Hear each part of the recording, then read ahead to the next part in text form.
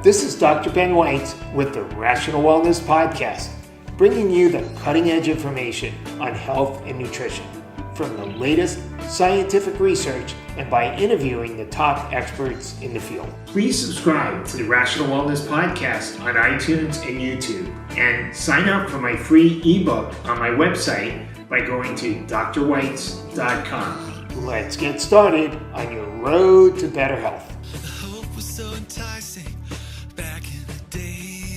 Hello, Rational Wellness Podcasters. Thank you so much for joining me again today.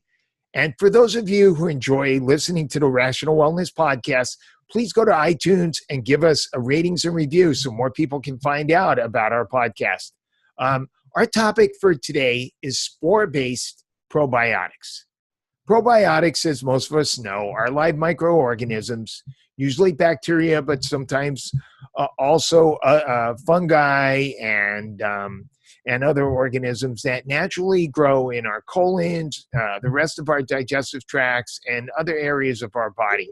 And there's increasing evidence that the healthy bacteria that live within us are crucial to our health for so many reasons, including for immune function, the production of various vitamins, cardiovascular health, brain health. We can go on and on about all the amazing benefits of probiotics for which the research is proliferating. Today, we'll be talking about a particular category of probiotic known as soil-based probiotics that contains one or more species of bacillus, such as Bacillus subtilis. Despite the fact that most of the probiotics on the market contain the more conventional species like Lactobacillus acidophilus and bifidobacteria, spore-based or soil-based probiotics have actually been around for a long time and have actually been studied quite a bit. Today, we're going to be speaking with microbiologist and researcher Kiran Krishnan, who has been doing a lot of research on these spore soil-based probiotics. Thank you so much for joining us today, Kiran. Thank you for having me. It's a pleasure to be here and always fun to talk about bugs and dirt and probiotics. Exactly. Tell everybody to eat some dirt, right? Exactly. Go back to nature. Exactly. So before we get into some of the technical questions, can you tell us a little bit about your background and how you became interested in soil-based probiotics? Yeah, so I'm a microbiologist by training and did a lot of research work at University of Iowa is where I came from. And when I was at the university, I focused a lot of my research work on virology, on viruses, study of viruses. In fact, I got to work on a HIV vaccine project with using live virus and worked on some, but then I also ended up working on a project on E. coli, and E. coli is such a fascinating organism in many ways. We know our gut is heavily populated with E. coli. It's a common commensal bacteria, but we also know that there's E. coli that causes disease, right? And so when people hear about E. coli, they immediately think bad, when there's numerous very beneficial healthy E. coli species in your gut, and in fact, if you try to eradicate it, it would actually cause way more problems than any benefit. And so this dichotomy of having these species that are typically talked about in a negative way, like E. coli, versus the reality of them being actually really important, beneficial, is what kind of drew me into the realm of probiotics, where I wanted to focus on organisms that theoretically, from a microbiologist standpoint, would be very beneficial, but the perception in the market was that there's something bad about them or unknown about them. And that brought me to the Bacillus endospores. And the Bacillus endospores really was a set of probiotic strains that we came across doing probiotic research for large multinationals. So I had a research company, which I still do have, we still do run some research trials through that, but we were hired by a large multinational to study the probiotic industry for them, study the products that are on the market, look at the way products are developed, they're formulated, does it make sense to be refrigerated versus non-refrigerated, do we need 100 billion or 50 billion or 200 billion? Do we need 17 strains or 5 strains? There's so much variety out there in the marketplace. They wanted us to figure out what is really backed by science and what is really the right approach to probiotic use.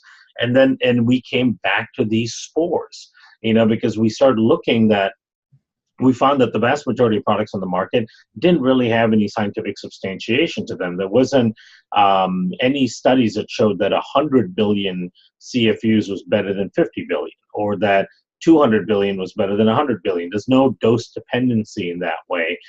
There was also no studies that showed that 15 strains is any better than 7 or 5 or 3. So as it turns out, it was pretty much all marketing.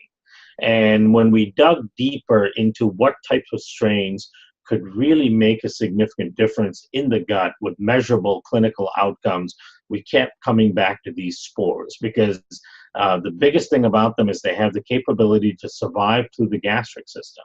So that passage through the stomach acid, the small bowel with the bile salts, which are very strong antimicrobials, and then even the pancreatic enzymes in the small bowel, that passage kills 99% of the bacteria that are used as probiotics.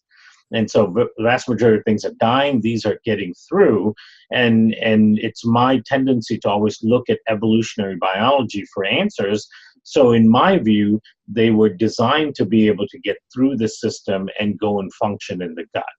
And so because of that, my inclination was that they would play a significant role in the gut. And as we've been doing our studies and looking at all the other studies that have been done, our inclination was true that these are significant players in the gut, in the microbiome. Just to clarify, can you explain what the difference is between soil-based and spore-based probiotics? Yeah, so that's really important. I'm so glad you mentioned that, because a lot of people are familiar with soil-based organism products. There have been a few prominent products on the marketplace in the last decade or more. There is a significant difference between a soil-based product and a spore-based product. So a soil-based product is typically a product that has a whole bunch of bacteria from the soil that are typically not very well characterized. They have some genus and species names to them, but these bacteria aren't very well characterized. And then they put them in a capsule and utilize them as a probiotic.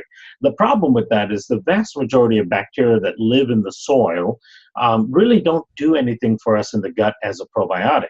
Their job is in the soil. Their job is to break down plant matter, fix nitrogen for the roots, break down decaying animal matter, and so on. Now, exposure to them can be beneficial because it kind of upregulates the immune system as it's moving through. But those bacteria also die in the stomach, die in the small bowel, and you poop them out 12 hours later. Now, spore-based organisms are unique in that you do find them in the soil. But these spore-based organisms actually live in the gut. The difference is they use the soil as a vector to transfer from host to host. So when they leave the body, when they know they're going out into the outside environment, they will cover themselves in this spore coat, which is basically a protein calcified coat that protects them from the elements outside the body. That allows them to exist indefinitely in the outside environment until they get swallowed again by a human or another mammal. They pass through the gastric system with this armor-like coating around themselves. The moment they get past it and they get into the small bowel, they will actually break out of this spore coat and become a live functioning probiotic cell. So when we were looking at the environment for answers to probiotics, we basically went and refined it and dialed down to the types of bacteria in the environment that can actually survive the journey of being swallowed and then function as a probiotic in the gut. That's where we came across these spore-based organisms as being more than likely the ones that will do most of the probiotic function. Right.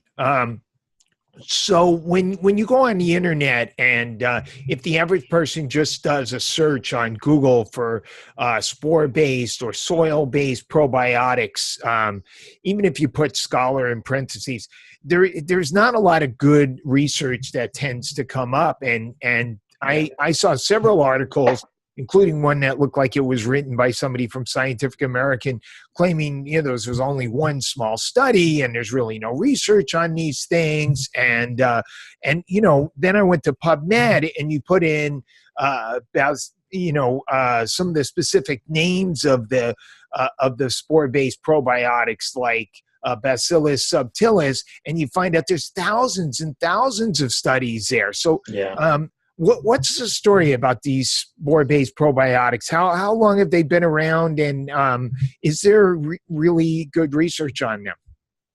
Yeah, and I'm glad you bring that up, because I get that question a lot from people, because the vast majority of people, like you said, when they're researching something, and the word research is a loose term when you use Google, right? So when they're researching something, they will go into Google and they will type it in and see what usually they'll read only the first 3 or 4 things that come up.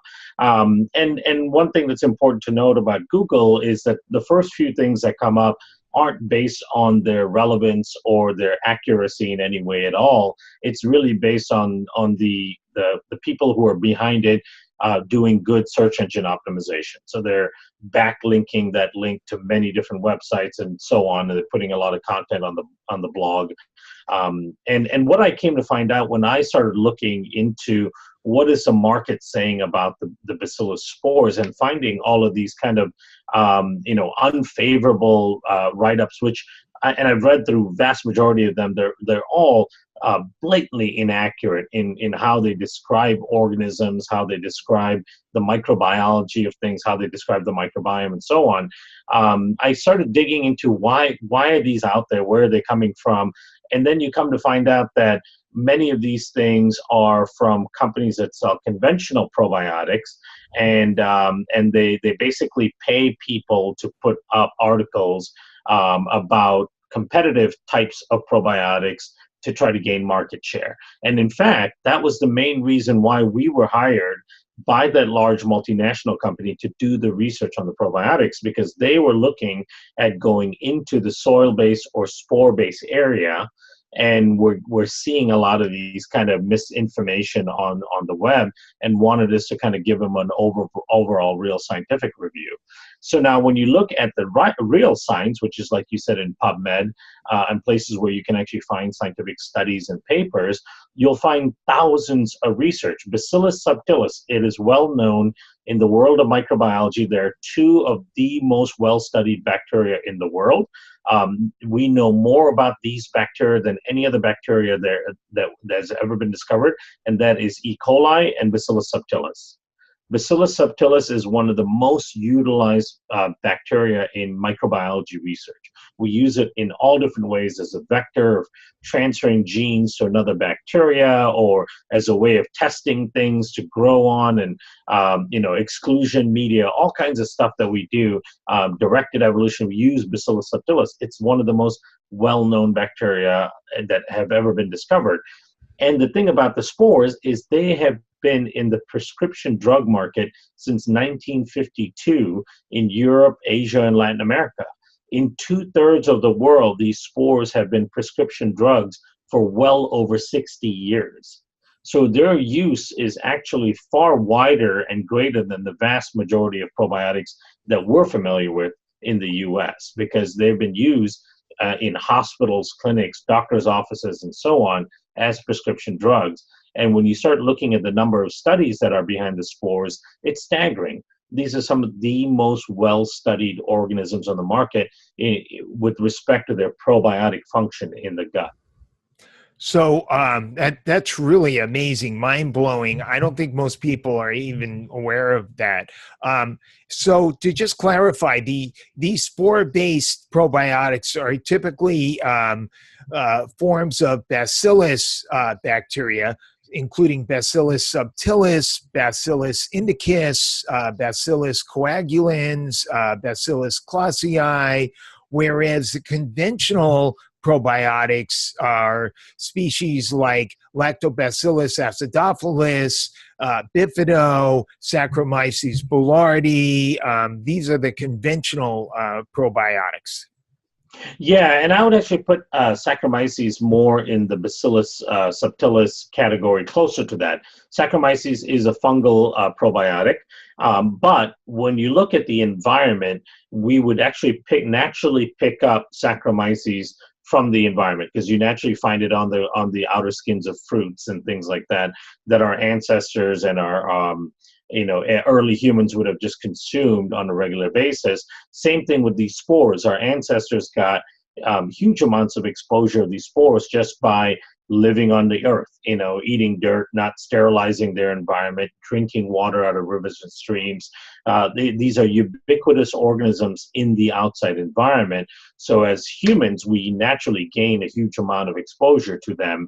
And it's interesting to note, so from a microbiology standpoint, what the things that we consider to be conventional strains like Lactobacillus acidophilus, reuteri, gensi, bifidobacterium, and all of these that you see in 99% of probiotics out there, people say, well, those are the natural strains. The difference is the versions of lacto and bifido strains that you see in products are not the native strains to the gut, even though they have the same name, Lactobacillus acidophilus. Your Lactobacillus acidophilus that you have in your gut, my Lactobacillus I have in my gut, are completely different than the ones that you find in the products in the stores. So those are not native strains to the gut. Not to say that they don't have any benefit in the gut. Some of them do have benefit. Some of them do upregulate the immune system, can control diarrhea and things like that. But this concept that those are native commensal strains is totally erroneous, because they're not. The moment you pull out a strain like that from a human volunteer, 35 years ago, whenever they first isolated the strain, and since then they've been growing it in a factory, the strain has completely changed. It's adapted to life in the factory than life in the gut. And as it is, we all have a unique set of lactobacillus and bifidobacteria in our microbiome anyway. Right? No two individuals have the same distribution of those types of bacteria. And our version of the bacteria we got from mom, and she got from her mom, and she got from her mom, and so on. So, even identical twins born of the same mother will have up to 50% difference in their microbiome. So all our strains in our gut are completely unique.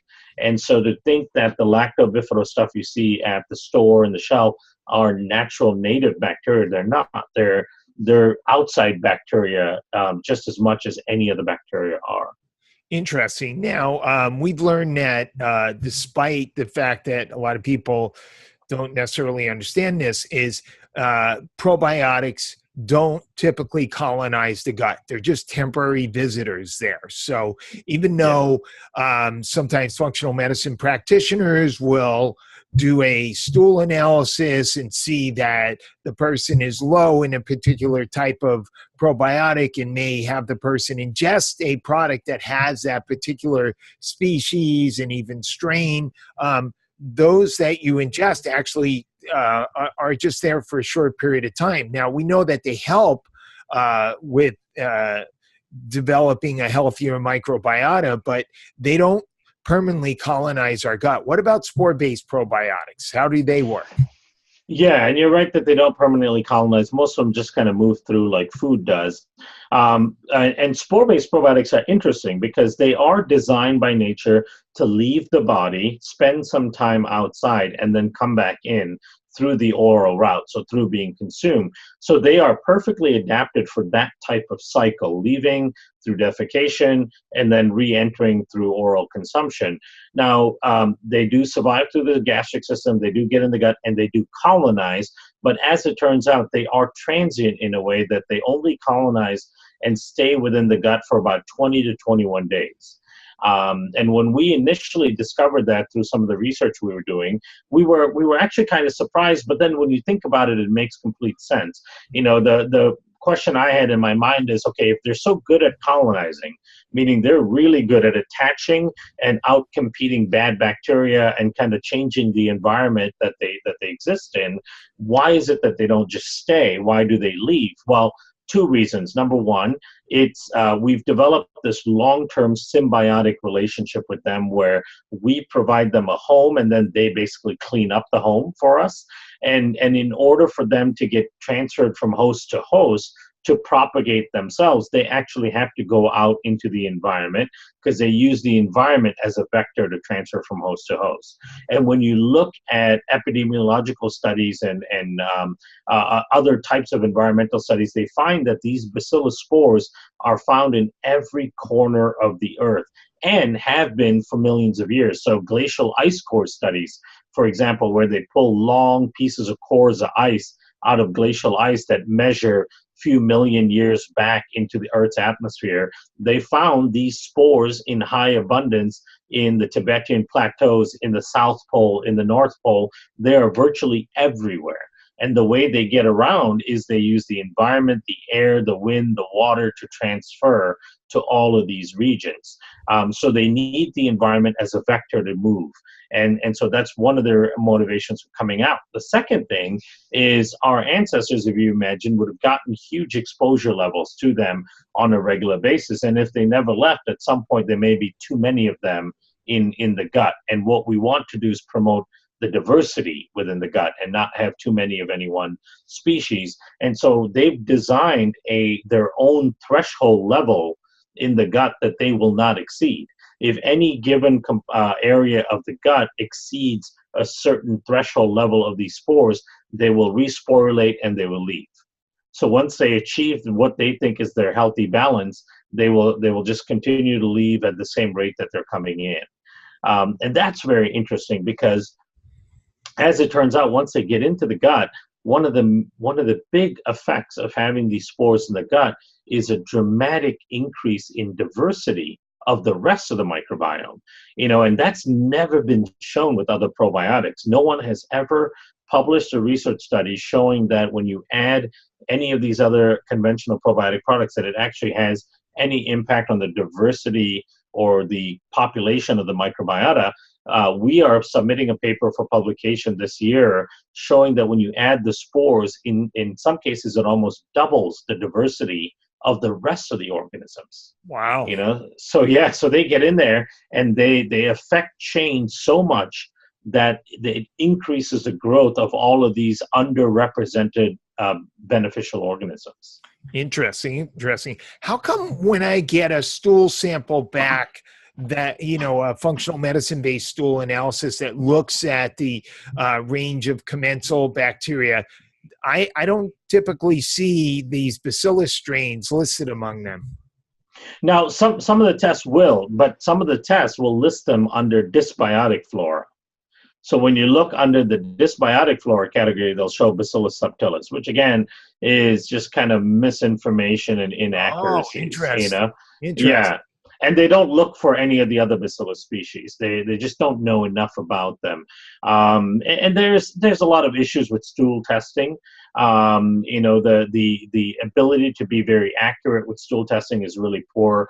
Recently, the head of the American microbiome research, which is based out of University of California in Davis, University of California, Davis, Rob Knight, he heads up American Gut Project. He's a top microbiome researcher in the U.S.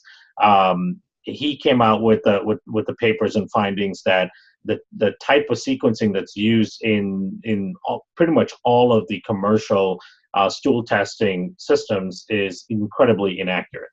The resolution is really poor is the problem. You can get down to the genus level, but you really can't get down to the species level that accurately. So it's very hard for those tests to identify all of the different species that could exist in the gut. And then their relative abundance as well. That's another problem, because you could have 1,000 different species or 1,500 species in your gut. You don't get a stool test report back listing 1,500 different species of bacteria. You might get 15 or 20 that show pluses and minuses. So it's not a great representation of what's actually going on in the bowel to begin with. And so certainly it doesn't pick up on the vast majority of things that are actually in the bowel. Does it matter if we order a stool test that's culture-based versus PCR-based? No, it doesn't matter, because the culture-based ones are severe limited because 98, 99% of the commensal good bacteria in your gut are not culturable in vitro outside of the body. They're really hard to grow them because they're strict anaerobes. The moment you pull them out, they'll start to die being exposed to oxygen. The PCR DNA-based ones still use something called 16S sequencing, which is low resolution, and you can get a lot of false negatives. Just because it says it doesn't show it on the test doesn't mean it's not there. The other issue with the stool sample is the bacteria in the stool is not homogenously distributed, right? So that 15, 20, 25 gram sample that you're taking is not a representative sample of the rest of the microbiome, because you're just looking at what's in that sample. If you had taken a sample from a few inches away, it could look completely different.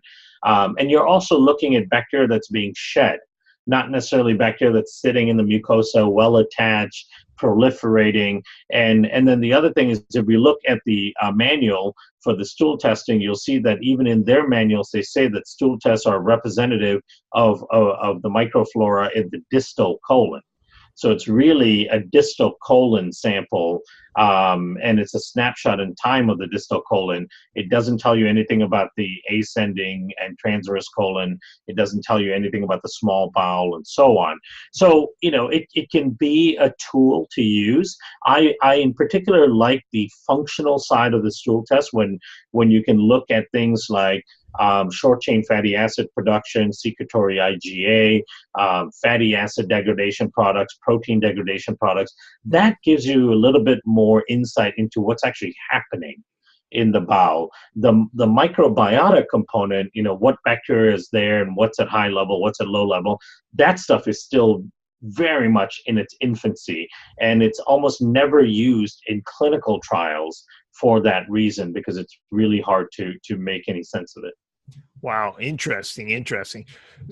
So in some of the reading I did, I understand that Bacillus subtilis strains can produce a variety of antibiotic, antimicrobial compounds that can help crowd out potential pathogens in our gut, including H. pylori. Can you talk about that? Yeah, actually, there's a interesting story behind that, and the way this was discovered is actually that's where the interesting story comes from. So during World War II, when the German army was in North Africa and they had a whole campaign in North Africa, the vast majority of German soldiers were dying of dysentery because of the food and water in that part, and their bodies weren't used to it. Their guts weren't used to it. But they also noticed that the locals, when they would start to get sick, what they would do is they would look for dried camel dung, and they would consume the dried camel dung. And that would basically heal them of the gut infection. So they took a bunch of this dried camel dung back and started studying it in Europe to figure out what is it within the dried camel dung that was curing the dysentery, and they isolated the Bacillus subtilis strain.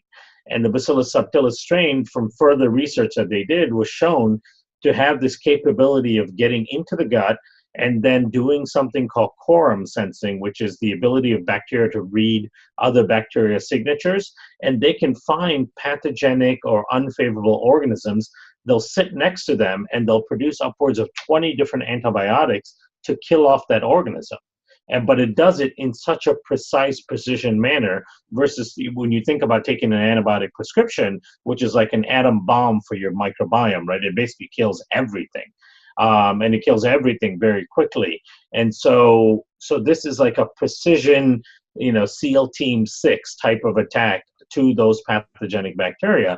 So from that very research in the late 1940s, by 1952, a big German pharmaceutical company launched the first probiotic treatment for dysentery and gut infections from that work.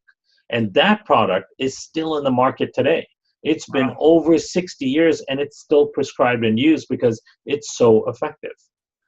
That's amazing, and you just hear all these spore-based probiotics. They're new. They just came on the scene. We hardly know anything about them. It's pretty much the opposite.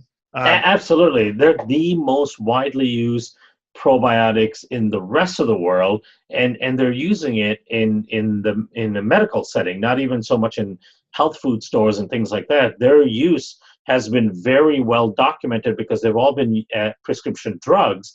And as prescription drugs, we know that there's something called post-market monitoring, where all of the adverse events and all of the negative issues that could come about when a product is in a health food store, you might never know about it. But when it's a prescription drug and doctors managing it, those are all reported. And it's all made public. So the fact that these strains have been used as prescription drugs for over 60 years, and there's so few adverse events or negative reports to them, is really fascinating. It means that their level of safety and efficacy is unparalleled.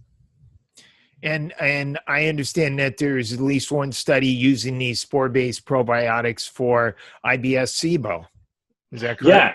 Exactly. Yeah. In fact, Bacillus clausi, one of the species that we work with in our product Megaspore, has a great published study showing that the Bacillus clausi can reduce the overgrowth of organisms in the small bowel just as well as any sort of antibiotic can, but it does so in a way that doesn't disrupt the rest of the microbiome. So I understand that you helped design and formulate the strains in the Megaspore Probiotic. Yeah, exactly. When we came across these Bacillus endospores and started to really understand their value in probiotic therapy, and also manipulation of the microbiome for favorable outcomes, we saw that on the market in the U.S. there was really only one strain that was marketed and used widely, and that was Bacillus coagulans. And that Bacillus coagulans strain and product had actually been in the retail market for 10 years or so at that point. So it was the one and only used one. But then there's so many other useful spores that we went ahead and created the first multi-spore probiotic product on the market, and that's the Megaspore Probiotic product. And we made that available only through physicians and health practitioners because it requires education. The product is really powerful. It has a lot of therapeutic benefit. It's really stuff that only health practitioners, physicians can understand and convey to their patients. And so we made it available only through physicians. And we've engaged in a significant amount of research because in our view, when you have a multi-spore product, and assuming you have the right spores and they are in spore form and they can survive through the gastric system and do colonize, and that's something important to talk about because there are differences among spores as well. So I'll mention that after this part. But what we saw was there could be significant therapeutic benefit to having a multi-spore product. And as it turns out, we published our first study on the multi-spore product in August of last year. We have completed 5 other studies this year, which are all being written up right now and submitted for publication. And we have 5 or 6 other studies going on at the same time. Wow. So, we in total, we've got 12 clinical trials either completed or ongoing on the multi-spore product.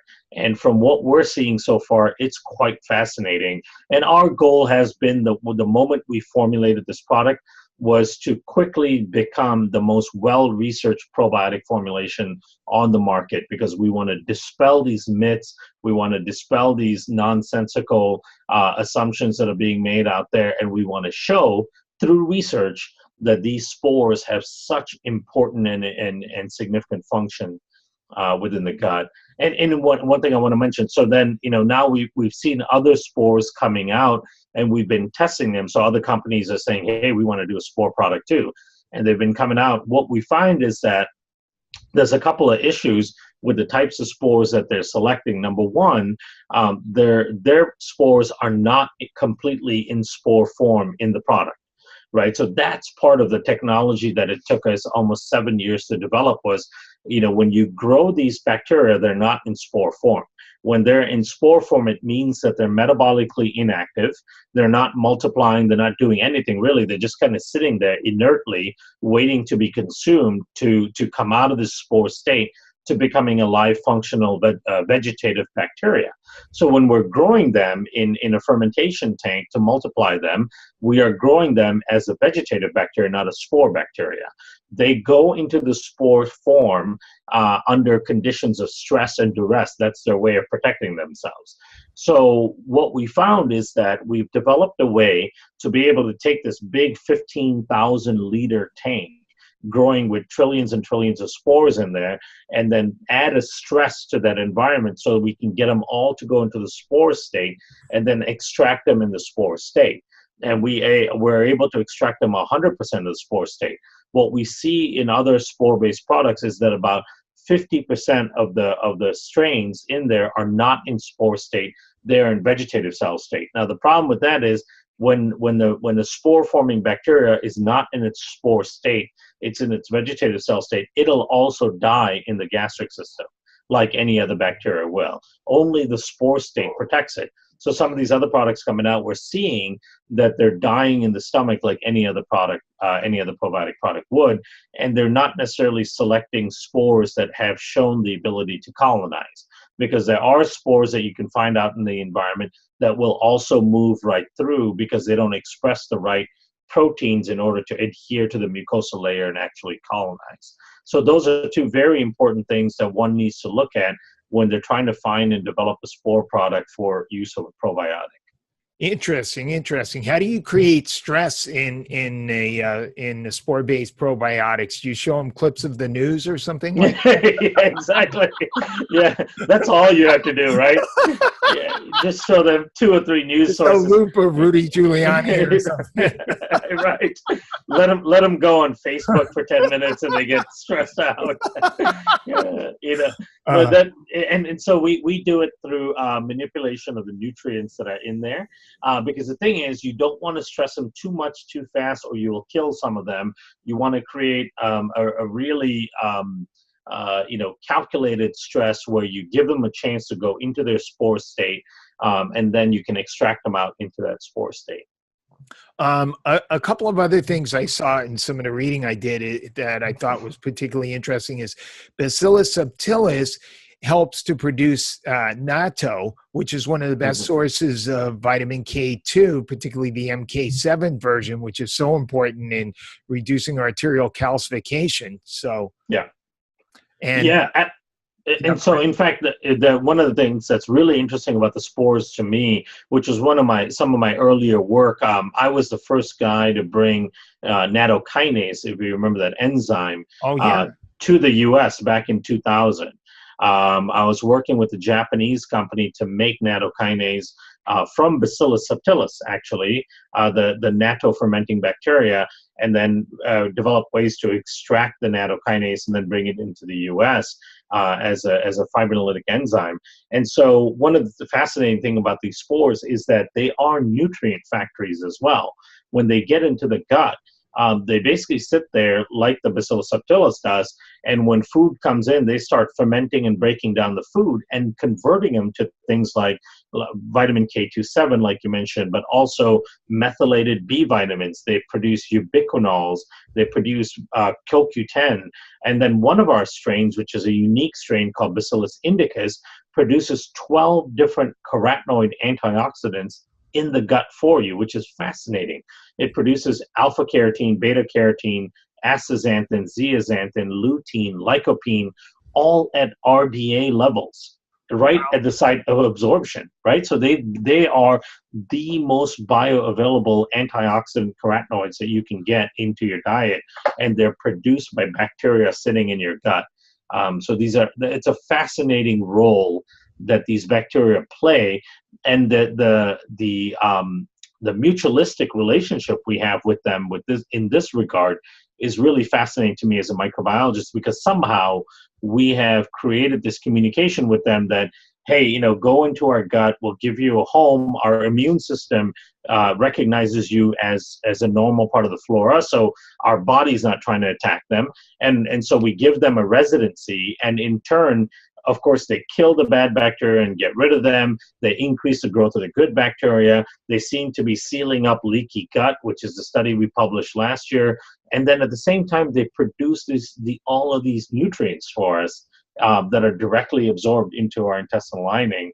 So it's a really fascinating relationship we have with these bacteria.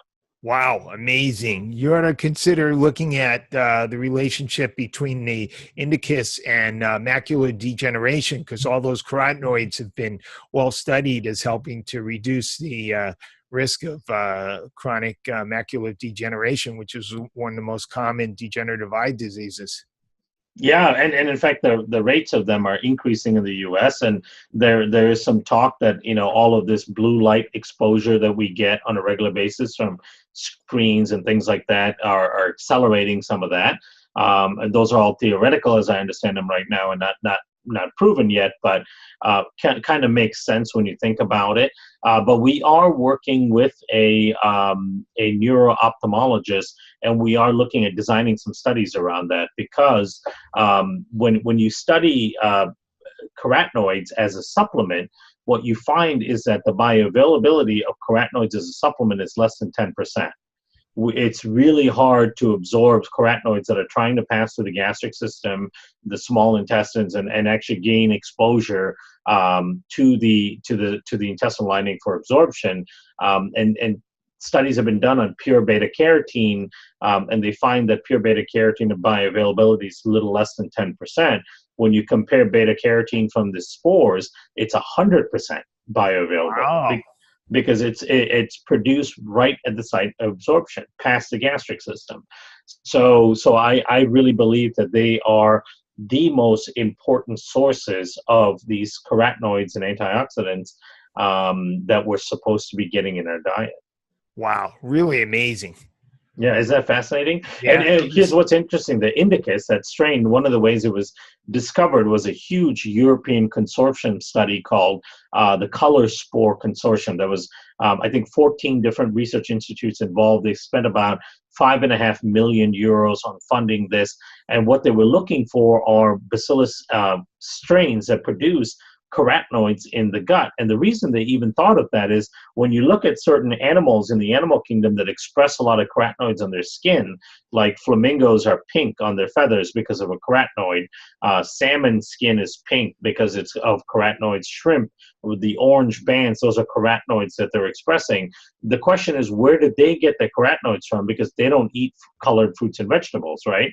And so the investigation showed that these animals all have a probiotic bacteria in their gut that produces such high levels of carotenoids for them that it shows up on their skin. And then they said, okay, if those animals have those bacteria, there's a good chance that humans have similar bacteria. And are humans supposed to get our carotenoids from bacteria, or are we supposed to get it from the diet? So they started looking at dietary carotenoids, both from foods and supplements, and the bioavailability of them, and found that those were dramatically lower than we thought. And then they started looking, are there strains in the gut that produce carotenoids? And they found indicus and a couple other strains that actually do. Fascinating. Really, really interesting information. Boy, this has been a great podcast, Kiran. Thank you so much for bringing us such great information. Anything you want to say about the products you're working on and the availability? Yeah, absolutely. And again, thank you so much for having me. I love any opportunity to try to kind of, dispel myths and clarify rumors and things like that. I think accurate information in our world today is a rare thing, as we know, in every facet of our lives. And especially when it comes to your health and wellness, having the right information is really empowering. The product that we work with healthcare practitioners and physicians with, is called Megaspore Probiotic. You can find a lot of information about it, and also about our research and webinars and all that stuff if you go to our website at microbiomelabs.com.